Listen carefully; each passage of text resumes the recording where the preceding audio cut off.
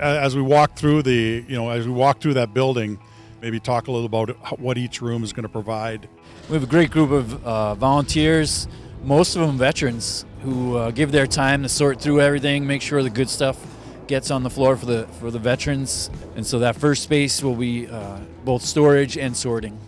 And I know that you've always prided yourself on making sure that the space where vets come in and they shop was actually a store environment. It wasn't digging through boxes or anything. It was this is a store.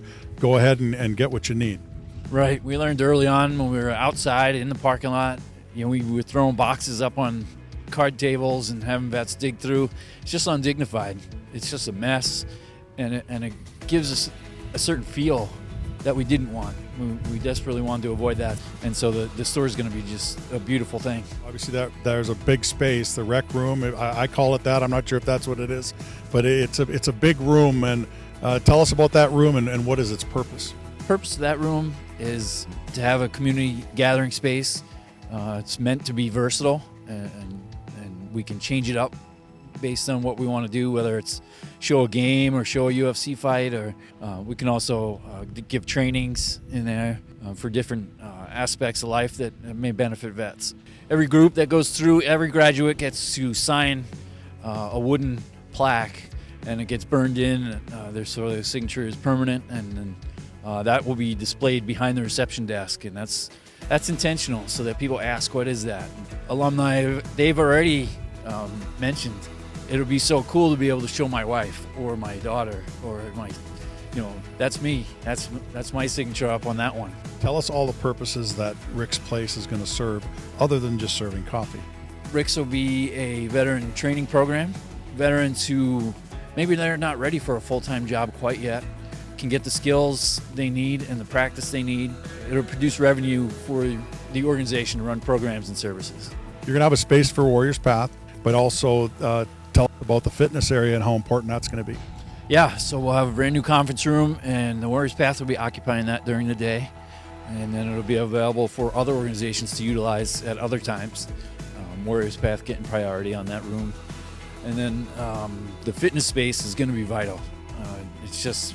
It's one of those aspects, like the clothing store, that can change lives. To be able to get physically fit in a space that's comfortable, in an environment that's welcoming, again, lots of natural light, work out in an environment that's friendly and welcoming, and there's space for our yoga classes that we currently run, and the Warriors Path program also works out every day, so they'll use that room.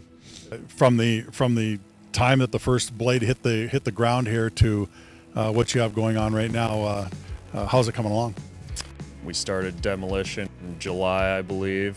Obviously had some hiccups along the way. It's my first commercial building, I think our first commercial building as a company. There's a lot of hoops to jump through with the city of Minneapolis, and like I said, just different codes and everything. But a lot of people behind the scenes. It's been pretty great so far. So how's it coming along from a time perspective? You guys expect it to kind of hit when it's supposed to, and when would that be? Well, we are behind schedule right now. Part of that was the very beginning. This lot is so tight, being a city lot and a large building on it, that we had to do it in two excavation digs and 2 pours for the footings and foundation, because we had nowhere to store dirt on the lot. So that set us back quite a while. Overall, timeline-wise, I keep telling people spring or early summer. Every day you got something new. So we'll be in this stage for another 2 to 3 weeks probably, and then get all of our inspections and start insulating and sheetrocking, and then you can really see the room start to get defined, and it'll really come to life then. The dirt is the reason we're able to do this. The dirt is the reason we're able to do the bank. The dirt is the reason we're able to do this other stuff. And along with a long time in the business and having built relationships with allies, with other banks, with competitors, with vendors, and actually see the mission when we bring it to them and really want to jump in and help. You see this today in here. These guys, they're enthusiastic. They're working hard. They want to do it right. and it's a special deal for them. And that to me just warms my heart, because that's kind of what it's all about. Could you have conceived that there would have been this many people get on board and help, and everybody, as you said, taking pride in this project? Because it certainly has been a labor of love for the last 2 years.